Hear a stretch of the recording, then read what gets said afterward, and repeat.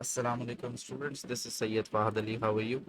अच्छा जी, हमारी जो ओ लेवल फिज़िक्स मैराथन चल रही है उसका आज lecture number 5 regarding the chapter electromagnetism.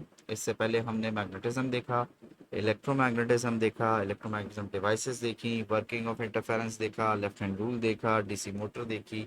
अब आज हम अपना अगला चैप्टर स्टार्ट करने जा रहे हैं जो कि है हमारे पास ईएम इंडक्शन। अच्छा जी, अब ईएम इंडक्शन को में आप एक वर्ड को बहुत ज़्यादा सुनेंगे और उस वर्ड को सबसे ज़्यादा आपके सामने लाया जाएगा and the name of the word is magnetic flux.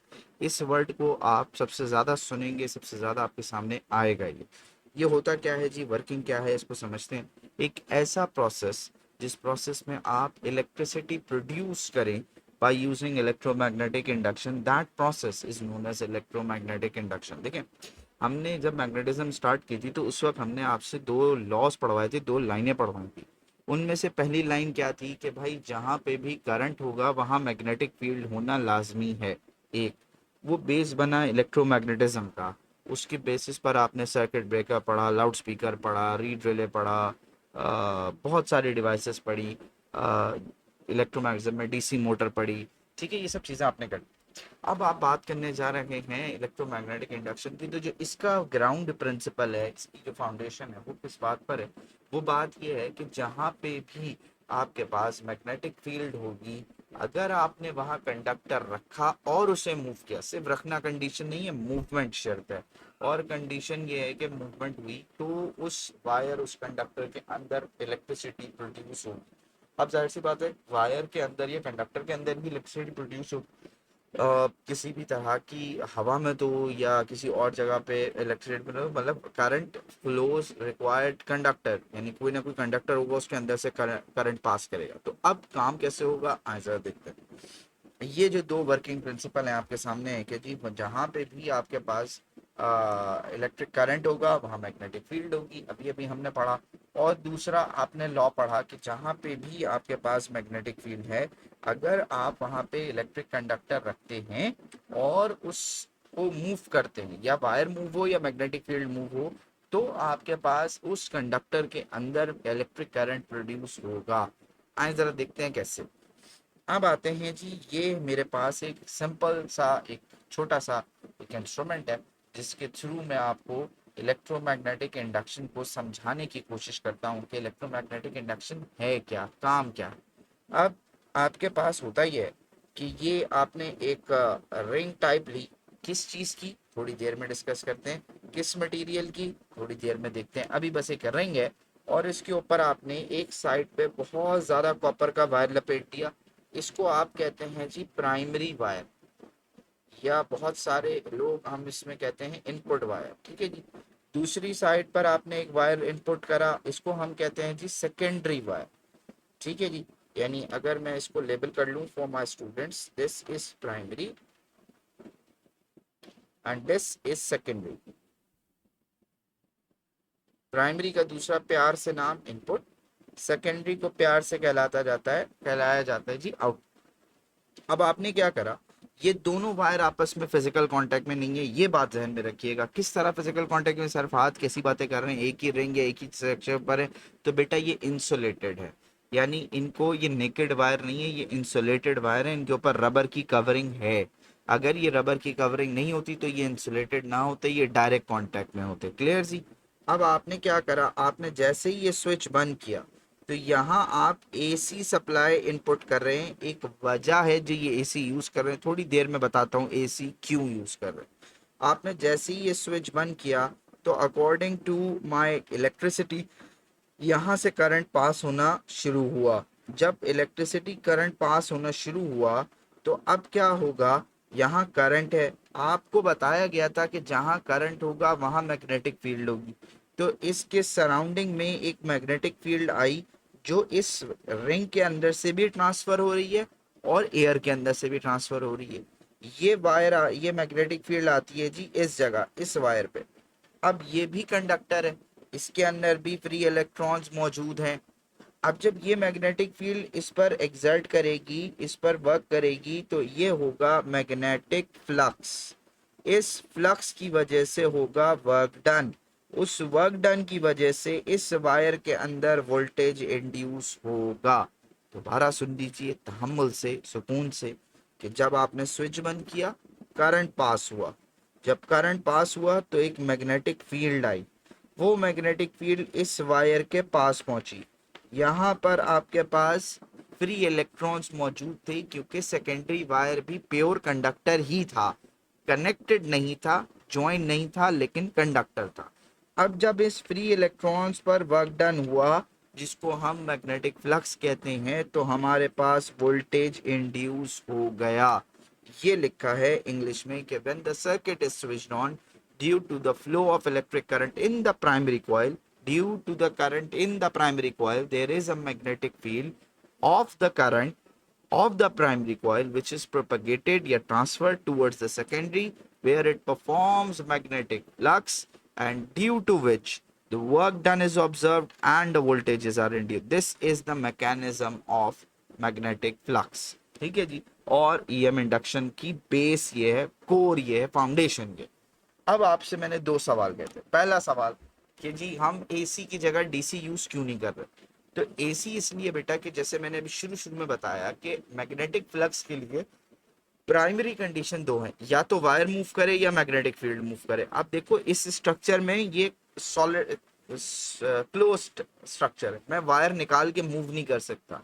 तो मैंने ऐसा इनपुट सोर्स यूज किया जिसका करंट चेंज हो रहा हो, क्योंकि अगर करंट चेंज हो रहा होगा तो मैग्नेटिक फील्ड चेंज हो रही होगी। तो करंट चेंज कहाँ होता है बेटा? ऑल्टरनेटिंग में होता है। इसीलिए आपने यहाँ ऑल्टरनेटिंग करंट यूज किया, डायरेक्ट करंट यूज नहीं किया। दूसरा सवाल, आपके पास ये रिंग किस चीज की है सरफात? रिंग है जी आयरन की, क्योंकि आपको ये बताया गया था कि आयरन रिंग जो होती है वो बेस्ट मैग्नेटिक मटेरियल है, और इसका जो वर्किंग है वो सबसे ज़्यादा अच्छी है, यानी सबसे ज़्यादा स्ट्रेंथन है, सबसे ज़्यादा काम करेगी, सबसे ज़्यादा वर्किंग करेगी। अच्छा आगे बढ़ते हैं। दो लॉज हैं जी इलेक्ट्रोमैग्नेटिक इंडक्शन के। एक है फैराडेज लॉ और एक है लेंज़es लॉ। फैराडेज लॉ क्या कहता है कि जितना ज्यादा आपको वोल्टेज चाहिए उतनी ज्यादा आपके पास मैग्नेटिक फ्लक्स होना चाहिए, यानी the rate of change of magnetic flux is directly proportional to the voltage. यानी जितना ज्यादा वायर ऑब्स्ट्रक्ट होगा, जितना ज्यादा मैग्नेटिक फील्ड चेंज होके वर्क डन करेगी, उतना ज्यादा वोल्टेज आए। लेंज़es लॉ को हम कह सकते हैं, लेंज़es लॉ कहता है कि जिस डायरेक्शन में वोल्टेज इंड्यूस हो रहा है, मैग्नेटिक जो जो उसका रीजन है वो उसका ऑपोजिट होगा, कि the direction of induce EMF is always opposite to the reason of its induction. अब आते हैं हम सोलेनॉइड केस पे। सोलेनॉइड केस के लिए आपको थोड़ा सा इस तरह देखना है, ठीक है जी। अब आते हैं केस वन। केस वन क्या है कि आपके सामने नजर आ रहा है कि एक सोलेनॉइड है, उसके साथ हमने यहाँ पर, अब आपको पेपर में इसके मुख्तलिफ नाम देगा, वो एम मीटर दे देगा, अच्छा वो इसको आपको वोल्ट मीटर कह देगा, वो आपको सेंटर्ड जीरो गैल्वानोमीटर कह देगा। इसका नाम सीधा सीधा इतना याद रखो बेटा, पॉइंटर है। ये पॉइंटर जब मूव करेगा तो इसका मतलब ये हुआ कि वोल्टेज हो गए, वर्क डन हो गया, मैग्नेटिक फ्लक्स हो गया। अगर ये पॉइंटर मूव नहीं होता तो इसका मतलब ये है कि किसी किस्म का वोल्टेज नहीं आया, किसी किस्म का वोल्टेज नहीं है, किसी किस्म का मैग्नेटिक फ्लक्स नहीं हुआ, और सुकून है, ठंड है। अब सुनो केस वन का, ये मैग्नेट है, इसकी मैग्नेटिक फील्ड होगी। अब ये मैग्नेट इससे बहुत दूर है, करीब भी नहीं है, बहुत दूर है, ठीक है। तो इसकी मैग्नेटिक फील्ड इस तक पहुंच सकती है? Answer is no. जब मैग्नेट दूर है तो किसी किस्म का फ्लक्स नहीं है, तो जो पॉइंटर है वो कहाँ होगा बेटा? रेस्ट पे होगा। क्या ये बात समझ में आती है? क्लियर है? तुम हाँ आगे बढ़े प्लीज बताइए।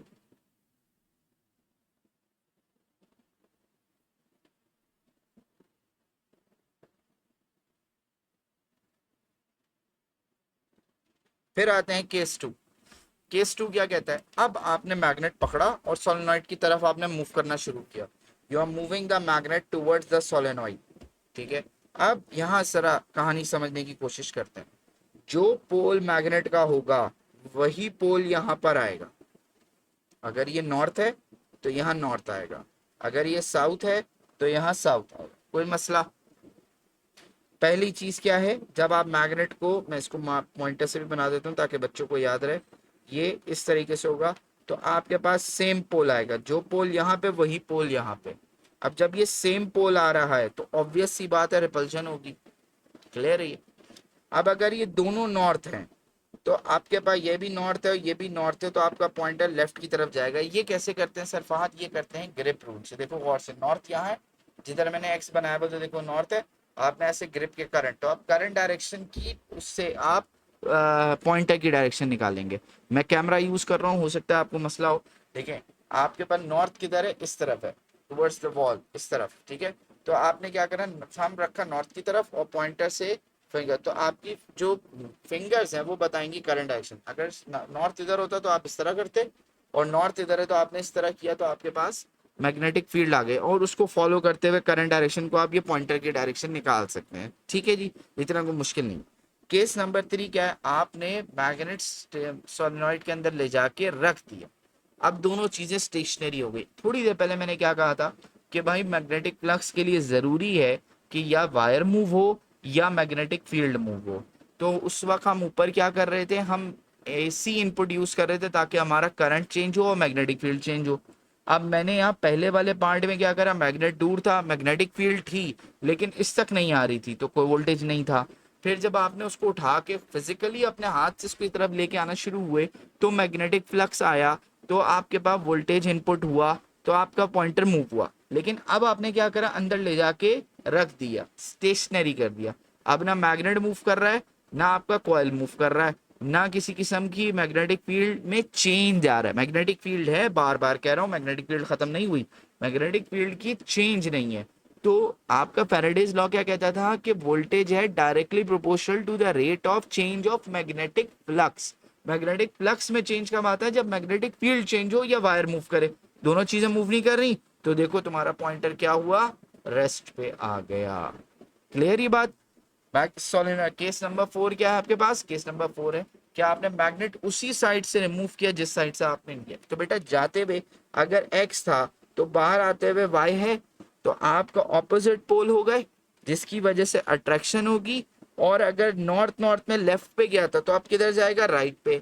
अगर साउथ साउथ पे राइट गया तो आप किधर जाएगा, लेफ्ट पे। क्या ये बात समझ में आती है जी? आई होप यहां तक समझ आएगी। 5 मिनट रुक जाए फिर आगे स्टार्ट करते हैं। अस्सलाम वालेकुम।